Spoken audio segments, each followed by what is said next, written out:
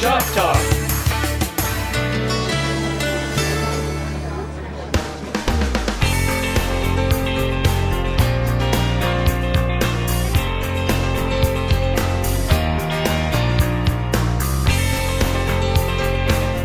Hello and welcome to Shop Talk. We're here today at JSR Performance with John Stallworth. John, nice to meet you. Yeah, you too. So tell me a little bit about the history of JSR Performance. JSR Performance was started many years ago under a couple different names. It's grown to the point where we are now.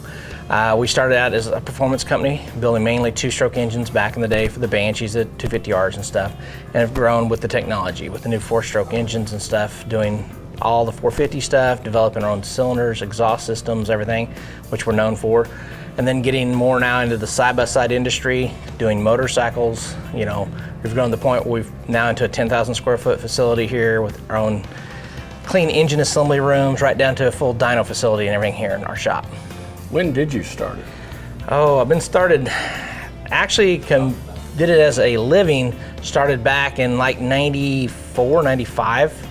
Raced from 87 all the way through to the point where we were running AMA Nationals at the pro level. Was a top 5 rider for 5 years straight, won a TT National Championship, won Pikes Peak International Hook Climb 5 times. I mean, we've had a lot of racing history involved and built motors for some of the top pros in the country, winning national championships and stuff. How did you get started in the motor building part of it?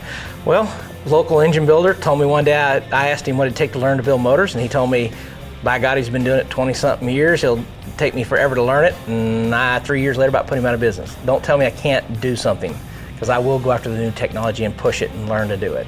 So did you kind of slack off on the racing after that, or do you still do that? No, I didn't stop. I haven't raced at the pro level for a few years now. I stopped really pushing myself racing just because of a bad crash. Put me in a wheelchair for a while. Long story there. But that slowed me down a little bit. But we still pick special events throughout the year and do and race and stuff, like going to Pikes Peak, things like that. And we've built lots of motors for people that do these high profile events, along with running local races. We sponsor racers locally to the national level. So you're not just doing stuff for the local area? No, we build motors and ship them worldwide. We have products we ship all over the United States and all over the world. Tell us a little bit about some of the other products and services that you have. We do everything from bring your bike in for service to build you a full national engine, down to the headwork, cylinders, everything. There's nothing we don't really do here. So you do regular dirt bike motorcycles and racing Yeah, we motorcycles do services for those guys. We do dyno work for the street bike guys, right up to your local guy that rows on the weekends out and plays.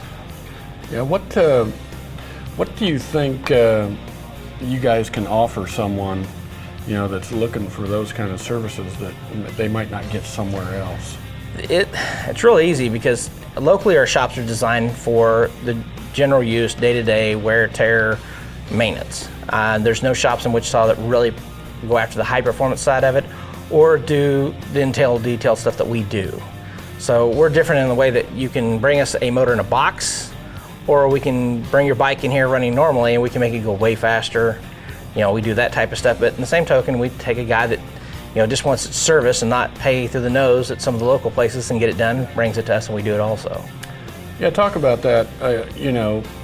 Sometimes with cars and everything else, people like to take their vehicles back to the original place, but I mean, you guys can do that for everything too, right? Big misnomer. We do a lot of warranty work and stuff for Polaris Star warranties, extended warranties, right down to we have all OEM parts for Yamaha, Honda, Suzuki, Kawasaki. We can get all the OEM parts. We get them in usually a better time frame than most dealers, and we're competitively priced with anybody on all that parts. We do the general service, like I said, right up to all the OEM parts. So there's nothing we can't really do for you here.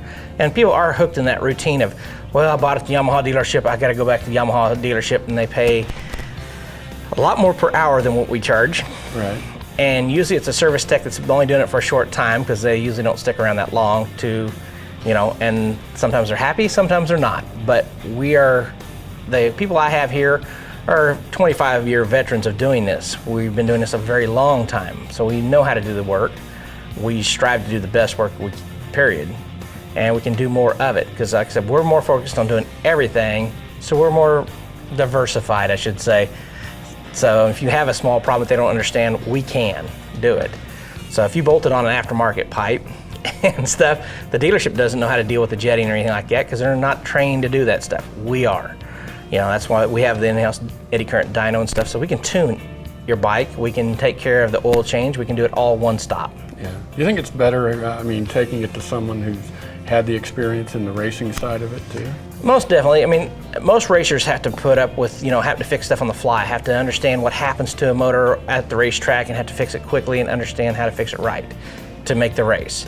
So, you know, in general use, that's no problem to us because what would be a regular routine maintenance or a problem that comes up out of the blue for somebody on the street, it's stuff we've dealt with a lot.